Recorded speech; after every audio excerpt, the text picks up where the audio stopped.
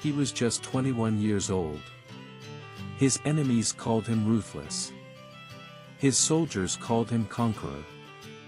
He had one obsession: a city that had never fallen. For 1,000 years, Constantinople's walls had stopped every army. Mehmed was about to change everything. Constantinople was the richest, most powerful city on earth. It was the capital of the Roman Empire, the empire that had outlasted Rome itself. Its walls had never been breached. In 1453, everything changed. The walls were the greatest fortifications ever built. 3 layers of stone, 60 feet high, a moat, and hundreds of towers. They had stopped Persians, Arabs, Bulgars, and Crusaders. They were called invincible. Emperor Constantine XI was the last ruler of the Byzantine Empire. His empire had shrunk to just this city. He had no allies, no army. Only his walls and his faith. He knew Mehmed was coming. He prepared to die. The Byzantine Empire had once ruled from Britain to Egypt. Now it was one city surrounded by enemies. The Ottomans had tightened their grip for decades. Mehmed was ready to close his fist. In 1452, Mehmed built a fortress on the Bosphorus. He called it Rumeli Hazari, the throat cutter. Constantinople was now cut off from the Black Sea. The siege had begun before the army even arrived. Mehmed ordered the largest cannons the world had ever seen. The Hungarian engineer Urban offered his services to Constantine first. The emperor could not pay. Mehmed could. Urban built cannons that fired stone balls weighing over 1,000 pounds. In April 1453, Mehmed arrived with over 80,000 soldiers. His army included janissaries, elite slave soldiers trained from childhood for war. Constantinople had 7,000 defenders. The odds were impossible. Constantine prepared his city. He gathered every man who could fight. He repaired the walls. He prayed in the Hagia Sophia. He knew he could not win. But he would not surrender. He would make the Ottomans pay for every stone. The Byzantines stretched a massive iron chain across the Golden Horn, the city's harbor. It prevented Ottoman ships from entering. The defenders controlled the water. Mehmed would have to break the land walls or find another way. On April 6, the cannons opened fire. The great bombard roared. Stone balls smashed into the walls. The earth shook. For 1,000 years, no army had done what Mehmed was doing. He was pounding the invincible walls into rubble. Every night, the Byzantines repaired the damage. Women and children helped. Monks and priests carried stones. They worked through the night, rebuilding what the cannons destroyed during the day. The walls held. Mehmed sent wave after wave of soldiers against the walls. They climbed ladders. They tried to breach the gates. The Byzantines threw them back every time. The Ottomans died by the thousands. The walls did not fall. Weeks passed. The cannons kept firing. The walls kept falling and rising again. Mehmed was losing patience. His soldiers were exhausted. His cannons were cracking. The great bombard would soon explode. He needed a new plan. Mehmed ordered his ships dragged over land. Across hills and valleys, his men rolled vessels on greased logs. In one night, the Ottoman fleet appeared in the Golden Horn. The harbor was no longer safe. The cannons had done their work. The walls were crumbling. Massive breaches opened. The Byzantines could no longer repair the damage faster than it was destroyed. The walls were failing. The defender's greatest warrior was Giustiniani Longo, an Italian mercenary. He commanded the walls. He had held them for weeks. On May 29, he was hit by Ottoman fire. He was carried from the walls, mortally wounded. The defense collapsed. Constantine knew the end had come. He removed his imperial robes. He put on a soldier's armor. He told his men he would die with them. Then he rode into the breach. He was never seen again. The Janissaries were the last wave. They surged through the breaches. The Byzantine line broke. The walls that had stood for 1,000 years had finally fallen. Constantinople was lost. The Ottoman soldiers poured into the city. They reached the Hagia Sophia. The great church became a mosque. The last mass of the Roman Empire had ended. A new age had begun. The emperor's body was found among the dead. Mehmed ordered him buried with honors. A king who died fighting deserved respect. Constantine XI became a legend. His people believed one day he would return. Mehmed rode into the Hagia Sophia. He poured grain on the ground to symbolize the city's new purpose. Then he knelt and prayed. Constantinople was now Istanbul. The Roman Empire was dead. With Constantinople in his hands, Mehmed became the ruler of a new empire. He called himself Caesar of Rome. The Ottomans would conquer the Balkans, the Middle East, and North Africa. They would rule for 4 centuries. The fall sent Greek scholars fleeing to Italy. They brought ancient texts lost in Europe. Their knowledge helped spark the Renaissance. The city's fall had changed the world in ways no one expected. The Hagia Sophia still stands today. It was a church for 1,000 years. It has been a mosque for 500. It is now a museum. It is the last witness to the day the medieval world ended. The walls of Constantinople still stand. They are crumbling now, worn by time and weather. But for 1,000 years, they held. And when they fell, an empire fell with them. Mehmed became known as the Conqueror. He ruled the Ottoman Empire for 30 years. He died in 1481. He had done what no king had done in 1,000 years. He had taken the city that could not be taken. Constantine XI became a saint in the Orthodox Church. A martyr who died defending his people. A king who chose death over surrender. His people never forgot him. They never stopped believing he would return. Istanbul is now a city of 15 million people. The capital of empires has become a modern metropolis. But the walls still stand. The Hagia Sophia still stands. The memory of 1453 still stands. The fall of Constantinople was not just the end of an empire. It was the end of a world. The medieval age died with that city. The Renaissance was born from its ashes. And a new power rose from its ruins. For 3 days, the city was looted. Thousands were killed. Thousands were enslaved. The wealth of 1,000 years was taken. It was the price of conquest. It was the price of a world ending. But Mehmed wept when he saw the destruction. He had wanted the city, not its ruin. He ordered the looting stopped. He ordered the city rebuilt. He would make Istanbul his capital. He would make it greater than before. Mehmed allowed the Greek Orthodox Church to continue. He appointed a new patriarch. He protected the Christians who remained. He understood that an empire needed all its people. He ruled with tolerance as well as conquest. Mehmed learned from the siege. He expanded his cannon foundries. He modernized his army.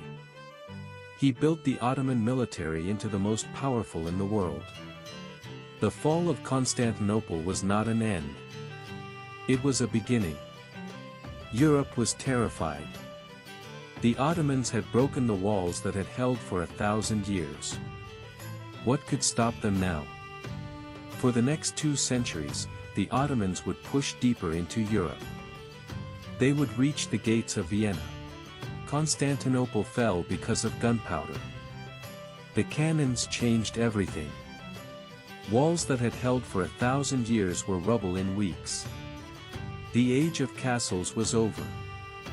The age of gunpowder had begun. Every king in Europe learned the lesson. Castles were useless against cannons. New fortifications had to be built. The Star Fort was born. Walls with angles to deflect cannonballs. The science of war had changed forever. Mehmed built the first standing army of gunpowder soldiers. The Janissaries became the most feared infantry in the world. They trained with muskets. They fought with discipline. They would dominate battlefields for 3 centuries. The siege of Constantinople was the first great gunpowder siege. It marked the end of medieval warfare. It marked the beginning of modern warfare. The world changed in those 53 days. The scholars who fled Constantinople brought knowledge that helped spark the Renaissance. Ancient Greek texts lost for centuries were rediscovered.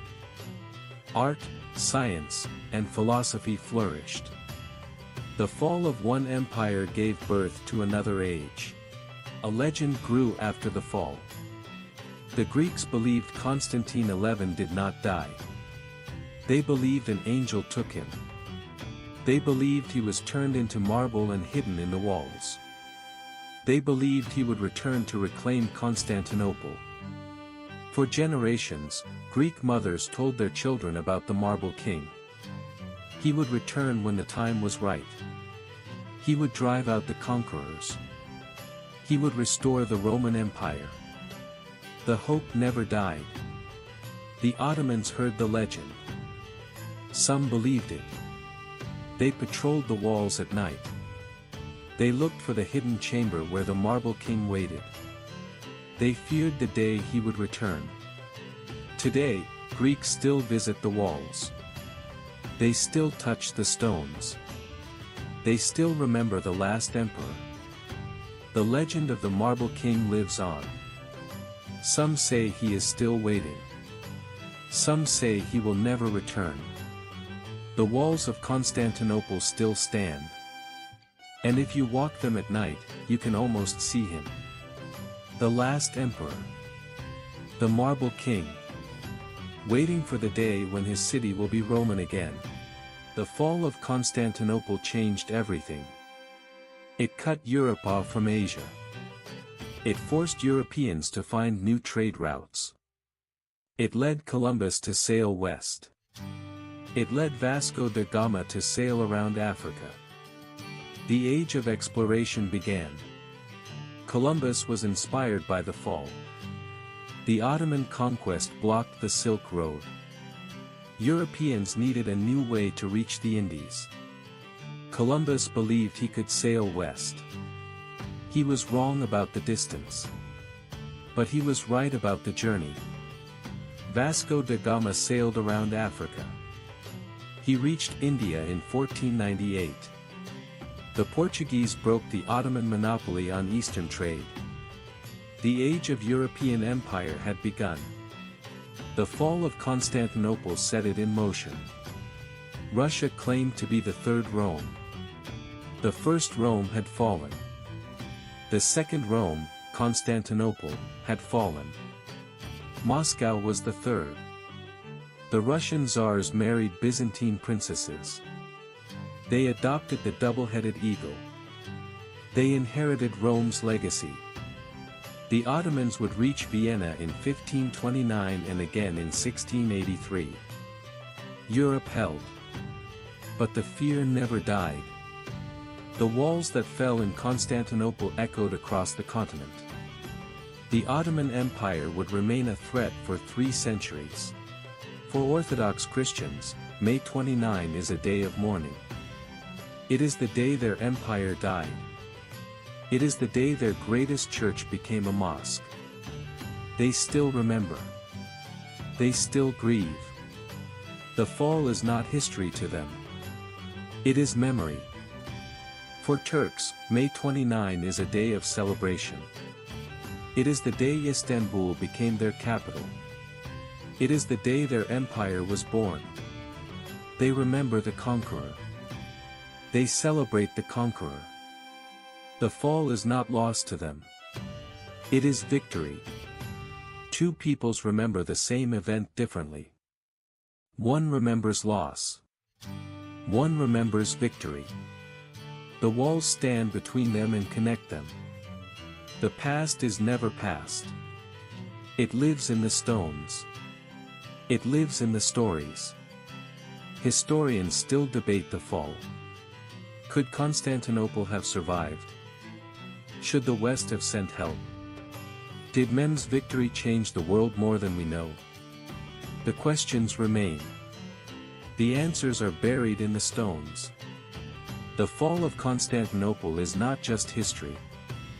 It is a wound that never healed. It is a victory that never faded. It is the event that ended one world and began another. And still, after 500 years, we cannot look away. Istanbul is a city of 15 million. It is a city of contrasts. Ancient walls and modern highways. Minarets and skyscrapers. East and West. The city that was Constantinople is now one of the largest in the world. The Hagia Sophia is now a museum. Christian mosaics and Islamic calligraphy share the same walls. 1,000 years of church. 500 years of mosque. Now it belongs to everyone. It is the witness to everything. The walls are being restored. They are crumbling. They are being saved. They have stood for 1,500 years. They will stand for many more. They are the memory of the city. They are the memory of the fall. The Greek Orthodox Patriarch still lives in Istanbul. His congregation is small now. But he is the heir of Constantine. The last link to the Roman Empire. Still here. Still waiting. The chain that blocked the Golden Horn is gone. The ships that dragged over land are gone. The armies that fought are dust. But the city remains.